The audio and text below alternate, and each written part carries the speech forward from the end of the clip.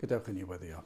Diolch yn y ti unwaith eto, Dduw, am y fraint yma gael dod ger dy fron ac yn cyflwyno'n amser ni nawr yn amser byr yn gweddio bydd yr amser yma yn fuddiol i bob un ohonom ac o Dduw byddi di trwy dy ras yn peri y bydd y geiriau yma o'r emynau hyfryd yma yn dod â rhyw fendith i enaid i un sydd yn ceisio efallai yn dod i brofi llawenydd iachawdwriaeth. Te'r bendithiau ni, tywallt ysbryd arno, mi ni gofyn hyn o trwy enw ac heiddiant ein harglwydd Iesu Grist. Amen. Wel, hoffwn ni edrych ar yr emyn yma. Iesu difyrwch fenaid drud, mae'n emyn adnabyddus iawn. Unwaith eto, gymaint o'r emynau yma yn rhai adnabyddus, ac maen nhw'n adnabyddus am reswm amlwg. Dyma un o berlau y llyfr emynau yma sydd gyda ni. Gymaint o bethau, gymaint o wersi, gymaint o brofiadau mae'r Cristion yn gallu dweud amen iddynt. Ond ni'n gallu gweld ar y dechrau, ac i'r un sydd yn Cristion yn gallu dweud bod hwn yn wir, ond yr un sydd yn ceisio, mae dyma efallai fydd y mannau cychwyn yna unwaith eto. Iesu, difyrwch fenaid drud yw edrych ar dy wedd. Efallai mae'r Cristion edrych nôl i'r adeg honno pan welodd yr Iesu am y tro cyntaf. Ond efallai trwy ras bod yna rhywun yn yr amgylchiadau ni'n ei wynebu dyddiau yma o'r diwedd wedi dechrau poeni am eu heneidiau nhw a dechrau gweld bod na rhywbeth yn yr efengil sydd yn bwysig i ystyried ac bod nhw wedi dechrau gwrando ac o'r diwedd yn dod at droed y groes. Ac yna yn llwythog ac yn flinderog ac yn ansicr ac yn ofnus ac yn poeni. Yr holl brofiadau yma ni'n ei gael wrth ceisio sicrwydd, ceisio iachawdwriaeth. Yna yn codi'r golygon ac yn edrych i fyny ar Grist ac yn gweld Crist ar y groes ac yno yn gweld yr hyn a ath e trwyddo. Dyna chi olwg i'w gweld hynny am y tro cyntaf. Iesu, difyrwch fenaid drud. Dyna chi mor bwysig yw'r enaid, mor werthfawr yw'r enaid. Iesu, ti yw difyrwch fe enaid drud, yw edrych ar dy wedd. Dyna chi wyneb. Darllenwch yr hanes o'r Iesu'n cael ei groesoelio, ond yno ar y groes mi fyddwch chi'n gweld ei wedd, ei wyneb. Popeth amdano. Mi roedd na gadernid yno, ond mi roedd na ddioddef yno, mi roedd na ras yno, mi roedd na gariad yno, ffordd oedd yn siarad â phobl o'i amgylch ffordd oedd yn siarad ar lladron ar y groes, a ffordd oedd yn siarad a'i ddilynwyr ffordd oedd yn siarad â merched Jerusalem. Yr holl beth i chi'n gweld, edrychwch ar ei wedd mae e'n berffaith, mae e'n brydferth. Ac yna, mae e'n peri i'r Cristion i lawenhau. Dyna chi ddyfyrwch. Wrth gofio nôl, wrth edrych, pan weles i Iesu Grist ar y groes am y tro cyntaf, pan glywes i rywun yn pregethu amdano fe, pan darllenes i yn ei air amdano fe, a sylweddoli beth dioddefodd Iesu Grist yn fy lle fi. Fe fuodd e farw ar y groes yn lle fy mhechod i. Fe fuodd e fyw bywyd perffaith yn fy lle fi. Fe gyflawnodd e'r gyfraith yn fy lle fi, ac mae e'n ymestyn allan i fraich a chibol mwyn fy achub i. Ac yna mae'r Cristion yn canu gyda'r emynydd wrth edrych nôl ar ei brofiad yn dod yn Cristion. Iesu, difyrwch fenaid drud yw edrych ar dy wedd, ac mae llythrennaid enw pur yn fywyd ac yn hedd. Mae hyd yn oed y llythrennaid enw.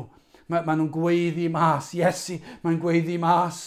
Yr arglwydd Iesu Grist, be mae'n gweiddi? Mae'n gweiddi mas heddwch, bywyd tragweddol, bywyd ysbrydol. Pan dwi'n clywed enw di hyd yn oed, pan dwi'n clywed enw di yn y pulpit, pan dwi'n clywed enw di yn cael ei ganu, pan dwi'n canu dy enw di, pan dwi'n gweddio ata ti, mae'n gweiddi mas. Ac mae llythrennau enw pur yn fywyd ac yn hedd. Mae'n fatgoffa fi o fy mywyd ysbrydol yn yr arglwydd Iesu Grist. Ond mae'r profiad yn mynd ymlaen. A dyma chi cydernid y Cristion, a than dy adain dawel bir yr wyn dymuno byw. Heb yn bleseru fyth mewn dim ond cariad at fy niw. Dyna le mae'r Cristion eisiau bod. Dyma chi brawf bod gwir iachawdwriaeth wedi digwydd.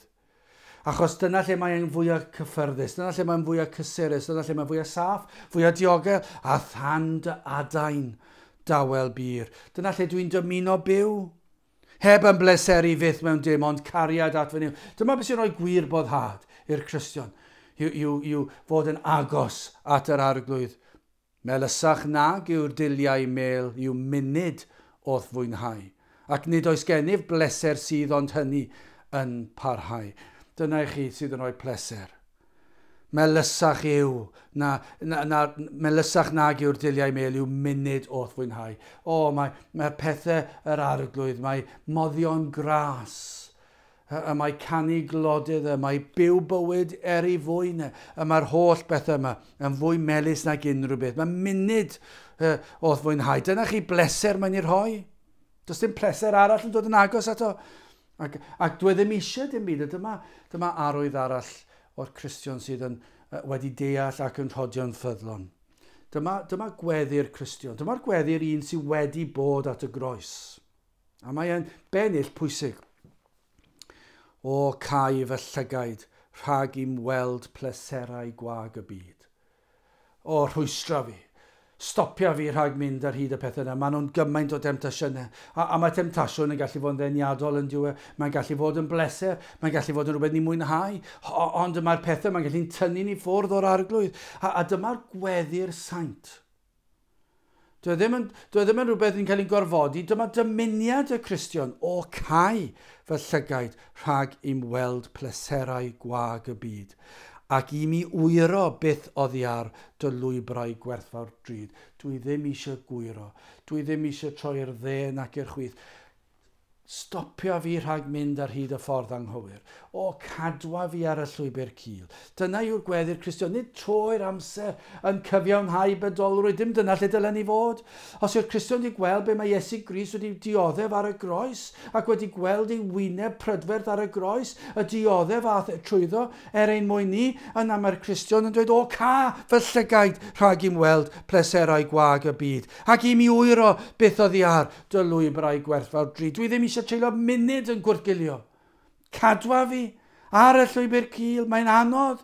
Mae yna temptasiynau, mae yna frwydr, mae'r un drwg, mae'r cnawd, y byd, y diafol. Mae'r holl bethau mae'n penteri arno ni. Rhwystra fi, diogela fi, o dad a adain. Dyna lle dwi am fod. Dwi eisiau bod yn agos at y bethau di. Ac yna mae'n gorffen hefyd yn fuddugoliaethus.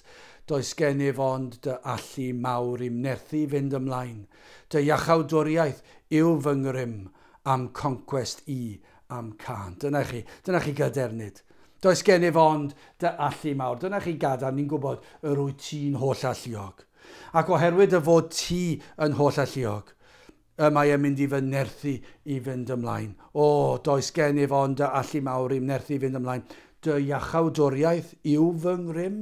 Dyna cadernid y Cristion. Nid fy ngweithredoedd i, ond fy safle yng Nghrist. Dy iachawdwriaeth yw fy ngrym am conquest i, am can. A dyna beth yw can y Cristion. Yw llawenhau fod ei bechod wedi faddau. Ei fod e wedi derbyn rhodd o ffydd, fod ganddo sicrwydd cadwedigaeth, bywyd tragwyddol. Ac mae e am rodio ar y llwybr. Cil, i ogoneddu Duw a'i fwynhau am beth. Mae am canu clodydd ei arglwydd. Dyna chi emyn. O na fydde hwn yn wir o bob un ohonom ni. Mae Iesu, difyrwch fennau drud yw edrych ar dywedd, ac mae llythrenau denw pur yn fywyd ac yn hedd. Gadewch i ni weddio.